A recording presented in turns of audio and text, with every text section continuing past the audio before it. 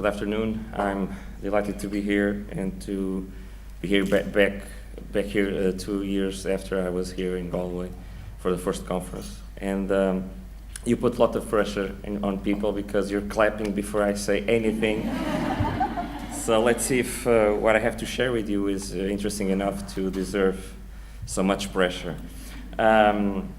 My goal today is to share some results of a research approach that we're developing in Portugal in the University Institute of Lisbon around a concept we coined as attuned autonomy, attuned social support, which has lots of implications in our perspective. But I imagine that it's a bit disappointing to come to a conference to learn about results from an exploratory study.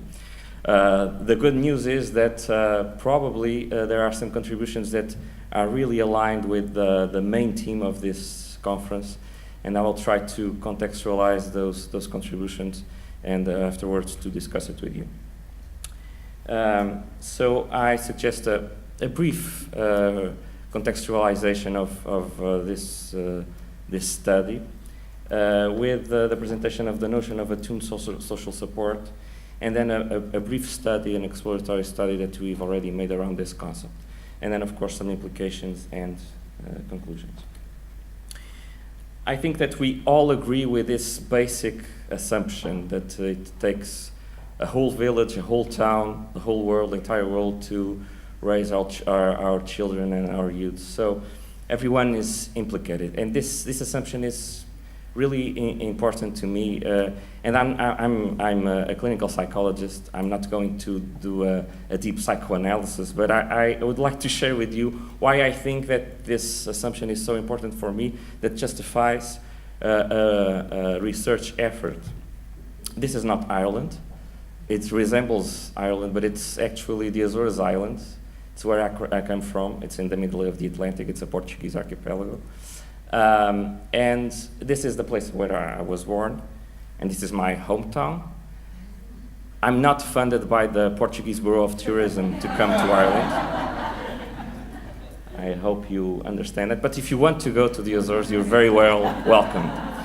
And as you see, it's a small town, it's a small place where every day we see informal social support being efforts being used for everyone to help each other.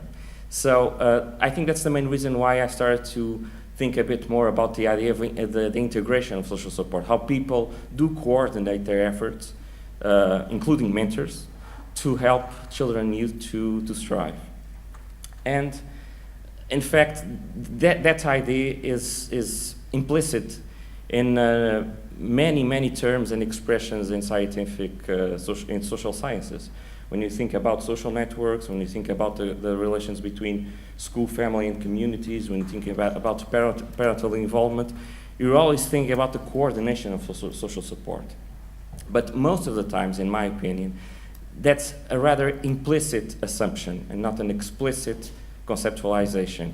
So you don't get to measure properly the impact of the degree of attunement between the multiple social supports that a child or youth may have in his or her life. That's why the team I'm working with has suggested the notion of attuned social support. The idea of attunement comes from psychotherapy, the attunement between the client and the psychotherapist. But the idea here is to explore how there's an integration, the perception of the several sources of support is integrated. It can be a degree of attunement, integration, or consistency, or a type of attunement, integration, or consistency. And the idea is to see what's the impact of that integration. We think that this concept can have three main dimensions. The first one has to do to what we're looking for. Is it the degree of social support in terms of the level of consistency between the different supports, or is it the type of attunement, whether people are using similar efforts to support relatedness, autonomy, or competence? So this is a first dimension of the concept. The second dimension has to do with the type of sources that are analyzed in social reports, and the comparisons made between persons or groups. And finally, the nature of the social support that's measured. We've started to work with perceived social support as opposed to enacted or tangible social support. So these are the three dimensions of this notion of attuned social support. And we think that there are three main contributions that this concept can offer to the mentoring field, the research field. And the first one has to do to a greater discussion of mentoring as a relationship in between. Mentoring is a very complex relationship. It overlaps many types of other relationships, like counseling, in the way that youths are advised and have guidance in their mentoring relationships. It overlaps parenting because it involves protection too. As you widely mentioned this morning, of course it involves friendship and sharing interests and activities that we like with a mentor. And it overlaps to therapy in the sense that it also intends to promote a change in someone's lives. So it's a very complex relationship, and it's a relationship in between because it overlaps different kinds of support. A second contribution, in our opinion, of this concept of attuned social support is to offer a model to test the additive effect of youth mentoring.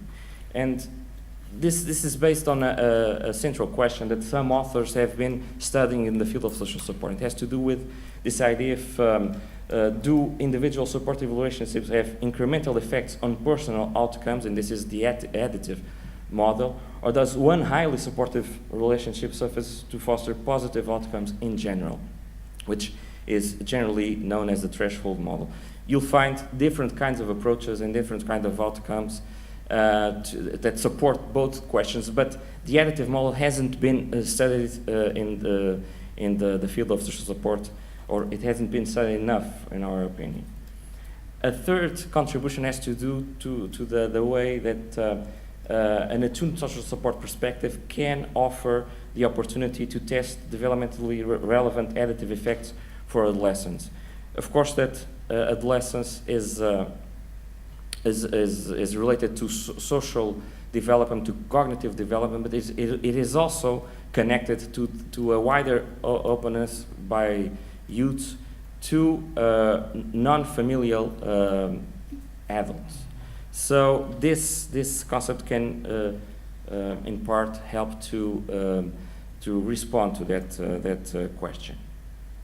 The study that we developed for the past year has focused on one type of social support that we called attuned autonomous support, and we assessed how adolescents' perspective the autonomy support of three main adults. The parent that they saw that was more involved in aspects that are related to behavioral regulation and discipline. The most important teacher related to the same issues that most of the times in Portugal overlaps the role of class director, and a natural mentor. So this would give us the opportunity to compare and to see if there is some level of attunement and what's the impact of that level of attunement in supporting autonomy for these adolescents. So our research goal was to compare the effects of high levels of attuned autonomy social support with the effects of intermediate or low levels of attuned autonomy support. And we used 4 indicators of the internalization of social norms: self-regulation, pro-social behavior, antisocial behavior, and substance use, that was collapsed into 2 measures, one of alcohol use and another one of substance use intention in general. So we have both negative outcomes and positive social development outcomes. And our research hypothesis was that the adolescents that benefit more from high levels of attuned autonomy support would show better outcomes in each of these indicators. We had 864 adolescents participating in this study. They were drawn from a larger sample, and they correspond to all adolescents that identified a natural mentor. So this corresponds roughly to 60% of the participants, which is the standard for that identification of a mentor in all studies. And they were aged 12 to 17 years old, but the mean age was 12 years old. 54% were female. A large number of the students that participated in this, the adolescents that participated in this study had a record of at least one school retention. And this is important to explain. This study was run in the Azores Islands, and we are struggling with high rates of school problems and of school retention. And most of the participants came from a social background marked by some problems like low levels of school attainment. We used the social network map as the instrument to identify not only the whole relationships from the whole significant relationships from these adolescents, but also the three relationships that we intended to compare in this study. And to assess autonomy support, we use the basic needs satisfaction in general scale, which is based on self-determination theory. And we also used the self-report measures for all the other 4 indicators that were assessed as outcomes in this study. In general, this study was run in schools, so it was a collective administration, and in average, classes included 20 participants. And the results showed, first, when we did an exploratory analysis, we did a non-hierarchical cluster analysis, and we found 3 clusters. And the biggest one is the one where adolescents show high attuned autonomy support, which involved 398 adolescents, participants. And then we had 2 other clusters, one of intermediate attuned autonomy support, and the cluster 1 corresponded to low attuned autonomy support. And then we went on to explore the impact of these clusters on the outcomes. And what we found is that the data supports almost perfectly the hypothesis. In fact, those adolescents that perceived that the 3 significant adults, the parent, the teacher, and the natural mentor that were high in the autonomy support, this group had much better outcomes in all 4 indicators than the other 2 groups. So in our opinion, this has some implications which may be, and of course this is only exploratory, we're now moving to more detailed analysis, but these results and the application of this framework of attuned social support to mentoring and social support in general, in our opinion, has some practical implications. In the mentoring field, we do think that formal social interventions should start incorporating more the issue of key support attunement in issues like communication, coordination of support, and others. And this same perspective may be interesting for health and education related areas. And when it comes to mentoring, I think this perspective strengthens the need to address inconsistencies or consistencies between mentors and key supports like parents and teachers in formal mentoring programs to improve mentoring quality. This has been studied, but is not a main focus in the literature. And there are also some research implications. For instance, further analysis will enable to compare the effects of inconsistent perception of attuned social support on outcomes of interest. In some contexts, it may be that inconsistency is protective. So we need to look more to different patterns of social support coordination to understand when inconsistency is in fact a protective factor. Further analysis will also enable the analysis of the impact of attuned social support in general, as well as on its different types, whether it's relatedness, autonomy, competence support, on all sorts of relevant indicators of child and the adolescent, youth, health, social development, and education. We also think that research within this framework must balance the focus on impact with a more qualitative analysis of the processes of coordination between not only parents, teachers, and mentors, but also other significant adults in the lives of children and youths. Of course, this study has limitation. It's cross-sectional in nature. We did not involve yet parents, teachers, and mentors as sources of information, but we are going to analyze this data in qualitative studies with using interviews, and the participants' age distribution is a bit unbalanced.